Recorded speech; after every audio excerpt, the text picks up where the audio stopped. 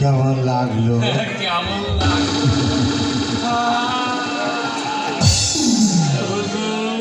কি বলো? বলছি হুজুর, আমাদের কাজ ঠিকঠাক হবে? হবে, একবার হবে। এই রণধীর যখন যে কাজে হাত দেয় তখন সে কাজ ঠিকঠাক ভাবেই করে। যদি প্রয়োজন হয় আমার ফোনের শীতের সিঁদুর আমি নিজের হাতে মুছে দেব। আমার মাতাল ভাগ্নেটাকে আমি দুনিয়া থেকে সরিয়ে দেব।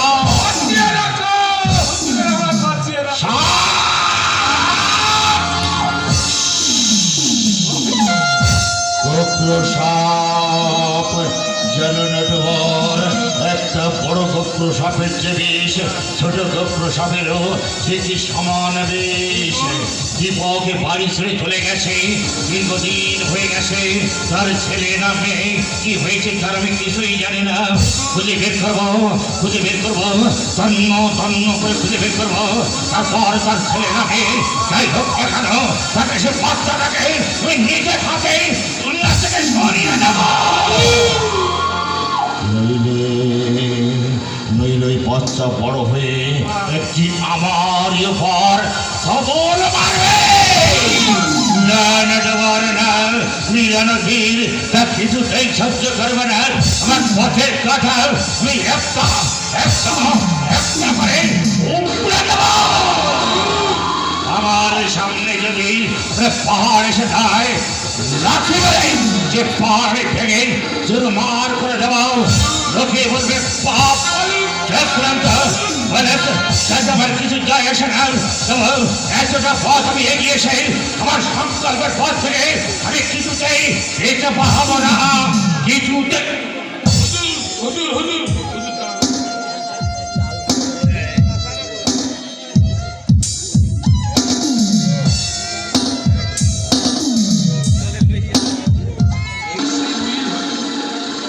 শোনো সুন্দরী, উইলটা তোমার কাছে খুব সযত্নে রেখে দেবে। খবরদার কেউ যেন কিচ্ছুটি জানতে না পারে। নটবর তোমার কাছ থেকে সে সময় মতো নিয়ে নেবে। ঠিক আছে?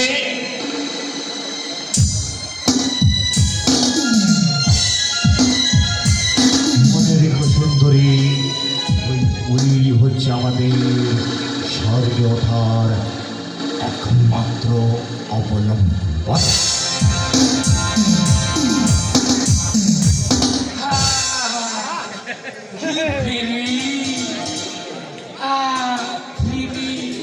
अरे पीरिति का ढालेर आटा, अरे पीरिति का ढालेर आटा, वो आटा वो आटा वो आटा लागले पारे छाए ना छाए ना, गले गले गले गले गले गले बोलना। अरे पीरिति का ढालेर आटा, वो आटा आटा वो आटा वो आटा लागले पारे छाए ना छाए ना, गले गले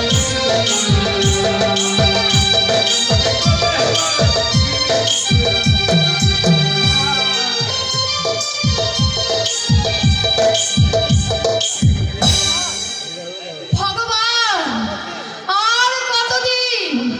আর কতদিন পর আমার পূর্ণ হতে শেষ হবে? তুমি এখনো যাওনি? না, পাশের ঘরে লুকিয়েছিলাম ওদেরকে দেখবো বলে। দেখেছো? হ্যাঁ দেখেছি। তুমি ওদের চেনো? জানো ওরা কারা? হ্যাঁ জানি, ওদের মধ্যে একজনের সঙ্গে আমার রক্তের সম্পর্ক রয়েছে। ওই রণধীর আমার মামা। মামা, হ্যাঁ তুমি তাহলে রাজার ছোট ছেলে? হ্যাঁ, বাবার দ্বিতীয় পক্ষের সন্তান আমি। তোমারই বড় ভাইকে রাজা তাড়িয়ে দিয়েছে? আরে কাকুরে, হ্যাঁ, তাই তো আমার দাদার সেই বিরাম জীবনের ধাক্কা এসে লেগেছিল তোর ঘরে। তার মানে যে বউটি তোর এখানে রাধুনির কাজ করতো, সেই আমার বউটি। দাদা, আরে আংটির গায়ে নাম দেখে আমি বুঝতে পেরেছিলাম এই সেই হতভাগিনী যার জন্য দাদা আমার রাজ্যের সমস্ত অধিকার থেকে বঞ্চিত হয়ে আজ পথে পথে ভিক্ষা করছে। কোথায় কোথায় আছে তারা বলতে পারো? খোঁজ পেয়েছিলাম রে কাকু, কিন্তু আবার আমি তাদের হারিয়ে ফেলেছি। যেদিন তোর এখানে প্রথম দেখেছিলাম, দেখতে পেলাম আংটির গায়ে দাদার নাম খুব সুন্দর করে লেখা। সেদিন সন্ধ্যার অন্ধকারে অন্ধকারে বৌদির পেছনে পেছনে গিয়ে আমি বাড়িটা দেখে এসেছিলাম। তারপর বাজার থেকে কিছু চাল ডাল কিনে নিয়ে একটা লোককে পাঠিয়ে দিয়েছিলাম। ভেবেছিলাম দু একদিন বাদে দেওয়ান কাকাকে সঙ্গে নিয়ে আমি তাদের বাড়িতে নিয়ে যাব, কিন্তু সেই রাতেই যে তারা কোথায় চলে গেছে আমি আজও তাদের খোঁজে পাচ্ছি না রে কাকু। সেদিন থেকে এলো না। ওরে কাকু, না রে কাকুন, মদ আমি এমনি খাই না। সমাজের নিষ্ঠুর বর্বরকম মানুষের জঘন্য চক্রান্ত আমাকে মদ খেতে বাধ্য করে। তাই যখন দেখি কোন স্ত্রী তার স্বামীকে হত্যা করছে, সেই মানুষের জঘন্য পদে পড়া পড়িয়েছে আজীবন সত্যশালী ব্রাহ্মণকে পদার্থ করতে একটা জানোয়ার তার পিছনে পেছনে কুকুরের মতো ধাওয়া করেছে, তখন আমার শিরায় শিরায় আগুন ধরে যায়।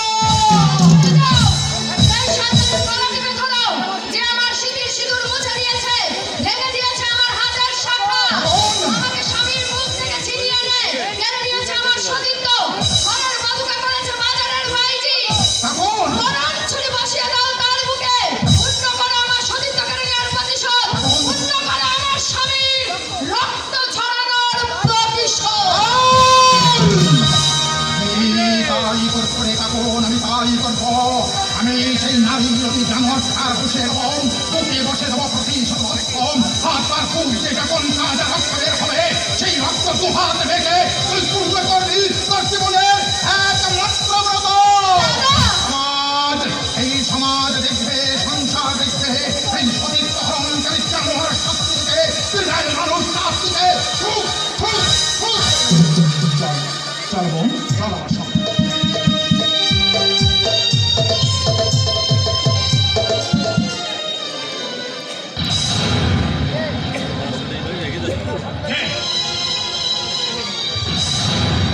কে তুমি? কে তুমি? আমার সামনে দাঁড়িয়ে খল খল করে হাসছো। আমার অতীতের কঙ্কাল আমাকে অভিশাপ দিচ্ছ? দাও দাও, যত পারো আমাকে অভিশাপ দাও, তবু আমি আমার কান্নার সুর ছেলেটা হয়তো খিদের জ্বালায় দূরে দূরে হাত পেতে ভিক্ষে দিচ্ছে, আমার বৌমাকে হয়তো না খেতে দিয়ে ও শুকিয়ে পাচ্ছে। ওকে ওকে আমি ধরে এনে এমন চাবুক মারবো, এমন চাবুক মারবো। আবার সেই কান্না, আবার সেই কান্না। ওরে হতভাগা ছেলে, ওরে হতভাগা। দীপক, তুইও কাঁদছিস বাবা? বাবা, দাদা বৌদির জন্য তোর মনটাও হাহাকার করছে, তাই না রে? যাকে যা ভাবি সে তা নয় বাবা। পৃথিবীর চেহারাটা কি দুদিনে পাল্টে গেল রে দীপক? বাবা, এই বাবা, তুই তোর বৌদিকে দেখেছিস? দেখেছি বাবা, আমি দেখেছি। দেখেছিস? এই হ্যাঁ রে, আমার বৌমা কেমন দেখতে হয়েছে বলতো বাবা আমাকে? ও প্রতিবেশে যখন আমার সামনে সরে দাঁড়িয়েছিল না, আমি রাগে ক্ষোভে অভিমানে ওদের দিকে ভালো করে দেখিনি রে। ভালো বাবা,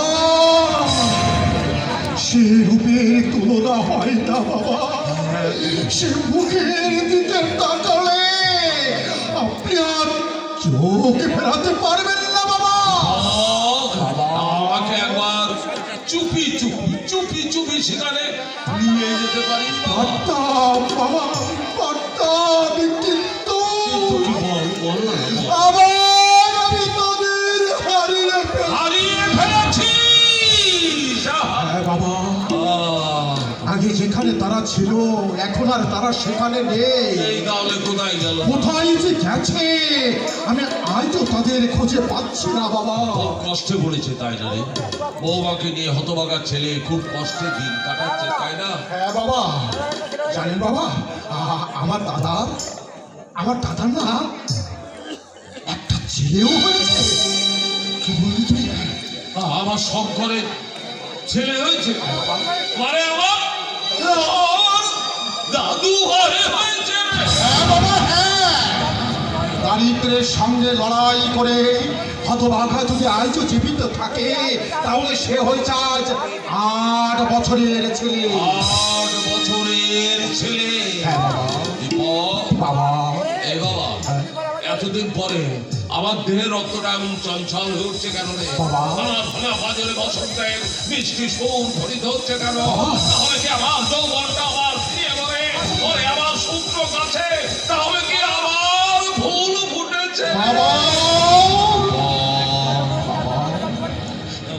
দাদুভাইকে একবার আমার এই বুকে তুই ফিরিয়ে দিতে পারিস বাবা। যত টাকা লাগে আমি সব তোর হাতে তুলে দেবো। ওরা চুরি করে হোক, ডাকাতি করে হোক, যেমন করে হোক, এখন দাদুভাইকে আমার এই বুকে ফিরিয়ে দে। বাবা!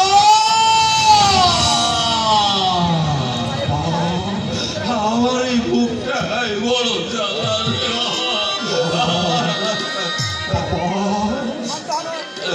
এই বাবা,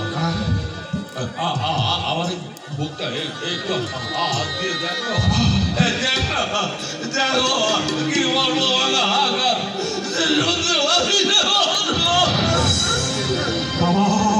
আপনি একটু শান্ত হন বাবা, আপনি একটু শান্ত হন।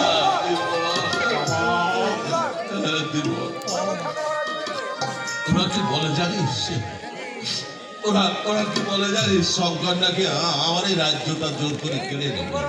তো করণ নাকি বেঈমান, বিশ্বাস 3 বছরের নুনের দাম, বেঈমানি চুরি আমার বুকে নাকি বসিয়ে দেবে। বাবা, কিন্তু আমি জানি ওরা তা পারবে না রে। আমার চোখের দিকে তাকাবে, বেঈমানি অস্ত্র ওদের হাত থেকে মাটিতে খসে যাবে। বাবা, ওরা জল হয়ে ওরা আমার পায়ের তলায় লুটিয়ে আপনি ঠিক ধরেছেন বাবা, আপনি ঠিক ধরেছেন। মার মামাই ষড়যন্ত্র করে আপনার কান দুটো পিছিয়ে দিয়েছে বাবা। তাই তো মাঝে মাঝে আমার বিবেকটা বিদ্রোহ করে ওঠে। তাই তো আমার মনে হয় আমি দাঁত ছেড়ে কাঁদি, আমি চিৎকার করে বলি পারি না খোকা। আমি যাতে সারা শিকারা কোথা থেকে চলে এসে আমার কণ্ঠনালীটা চেপে ধরে আমি চিৎকার করে হা করে কাঁদতে পারি না রে বাবা। আপনি একটু শান্ত হন বাবা, আপনি একটুখানি শান্ত হন। আমি কথা দিচ্ছি, যেমন করে পারি ওই দেওয়ান কাকাকে সঙ্গে নিয়ে আমি তাদের খুঁজে বের করে এই বাড়িতে ফিরিয়ে আনবো।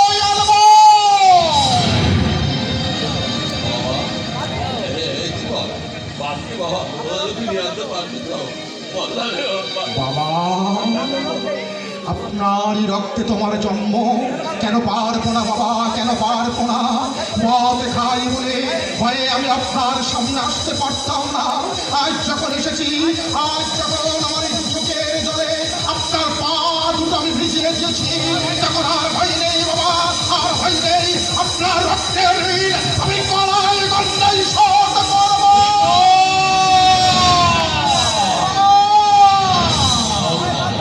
আমার ভয়ের বাদ ভেঙে গেছে বাবা, আমার লজ্জার বেগ ওই আকাশে ওদের দেখিয়ে দেবো নারায়ণের ছেলে মদ খেয়ে মাথা হতে পারে, কিন্তু তার কোনো সত্য এখনো বিষম চলতে।